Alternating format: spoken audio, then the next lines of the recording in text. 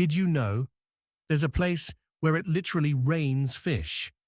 In the small town of Yoro, Honduras, people witness a jaw-dropping event known as fish rain, where live fish fall from the sky during heavy storms. This rare phenomenon has been happening for over a century, sometimes several times a year. While it sounds unbelievable, it's a well-documented mystery. Scientists believe the fish may be sucked up from underground water sources or small nearby streams by strong weather conditions, though no one knows for sure. Whether it's science or miracle, it's one of the most unusual weather events ever recorded on Earth. For more fascinating facts, songs, and stories, visit www.youtube.com at HighTen Kids.